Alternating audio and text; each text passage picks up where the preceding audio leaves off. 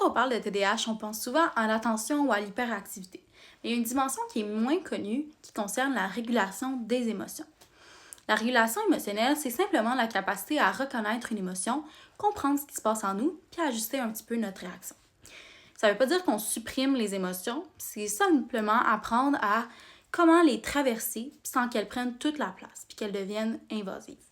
Qu'est-ce qui se passe dans la régulation émotionnelle? Eh bien, quand une situation arrive, par exemple, on reçoit une critique de notre employeur, on va ressentir une émotion, comme la frustration, la déception. Puis il y a plusieurs étapes qui s'actionnent dans notre cerveau.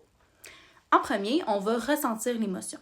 Puis on va l'identifier. Par exemple, on va nommer qu'on vit de la frustration, de la colère ou de la honte. Et puis, on choisit comment on va réagir face à cette situation-là qui nous a fait vivre une émotion. Chez certaines personnes, dont plusieurs avec un TDAH, la première étape, elle peut être très rapide puis très intense. Fait que l'émotion, on va la ressentir puis elle va prendre toute la place là, à l'intérieur de nous.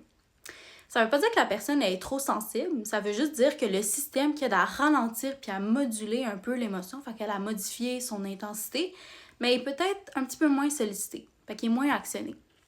Fait que l'émotion, elle arrive très vite à prendre la place puis le temps pour réfléchir avant de réagir rapidement, mais parfois il est plus court. Fait que pourquoi c'est important d'en parler, la régulation émotionnelle? Quand on comprend que c'est une habileté, on peut changer un petit peu la perspective. Ça veut dire que c'est pas une question de volonté ou de caractère, c'est une compétence qui se développe avec des stratégies puis de la pratique. Un peu comme apprendre à gérer son énergie ou son attention. Il existe 3 stratégies simples pour soutenir la régulation émotionnelle. La première, c'est prendre le temps de nommer l'émotion. De mettre un mot sur ce qu'on ressent. Peut-être que ça a l'air simple pour tout le monde, mais c'est très puissant. Par exemple, on peut dire que je pense que je suis frustrée en ce moment ou je pense que je suis vraiment déçue.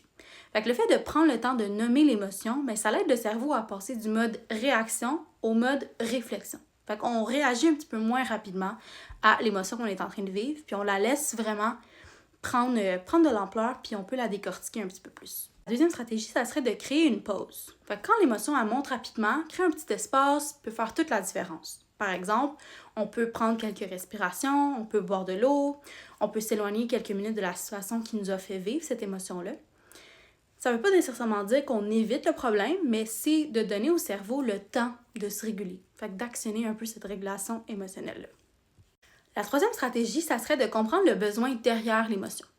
Les émotions, souvent, ce sont des signaux. Fait que la frustration, elle peut signaler un besoin de soutien, la colère, elle peut signaler un sentiment d'injustice, puis la déception, elle peut signaler une attente importante qu'on avait envers nous ou envers les autres. Fait que quand on se pose la question, qu'est-ce que cette émotion-là essaie de me dire, on permet d'aller encore plus réfléchir à l'émotion, donc à moins être impulsif dans la manière qu'on va réagir, puis à vraiment décortiquer, plus réguler, puis mieux comprendre l'émotion qu'on est en train de vivre. Fait que dans le fond, la régulation émotionnelle, ça veut pas dire d'être calme en tout temps. Ça veut juste dire d'apprendre à mieux naviguer ce qu'on ressent.